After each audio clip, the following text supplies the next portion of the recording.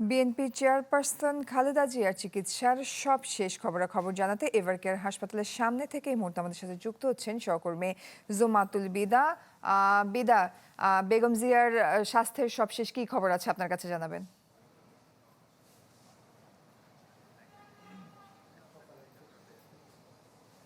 এখন পর্যন্ত চিকিৎসা বোর্ডের পক্ষ থেকে যে সিদ্ধান্ত নেওয়া হয়েছিল সেই সিদ্ধান্ত অনুযায়ী কবে নাগাদ উন্নত চিকিৎসার জন্য তাকে ঢালাইয়ে দৃঢ়তা, নির্মাণে নিশ্চয়তা। প্রিমিয়ার সিমেন্ট, ঢালাইয়ের রাজা।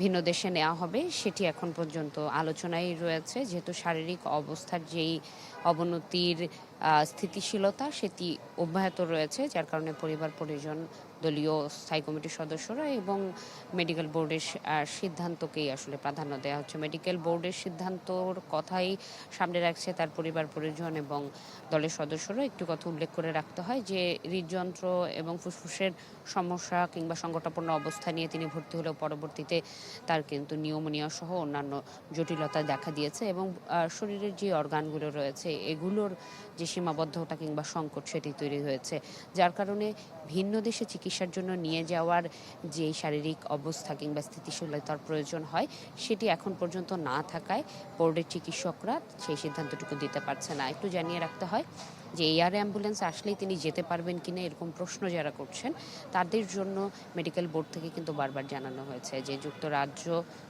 চীন এবং বাংলাদেশের যে বিশেষজ্ঞ দল রয়েছেন তারা তাদের সর্বোচ্চটুকু দিয়ে আসলে চেষ্টা করছেন। আর যদি নিয়ে যাওয়ার মতো শারীরিক অবস্থা তৈরি হয় সেক্ষেত্রে তাকে নিয়ে যাওয়ার সর্বোচ্চ গুরুত্বটুকু দিচ্ছেন তারা। এই ছিল আমার কাছে এখান থেকে সর্বশেষ। বিদা, ধন্যবাদ আপনাকে। দর্শক, বেগম জিয়ার স্বাস্থ্যের সবশেষ খবরাখবর জানছিলাম আমরা।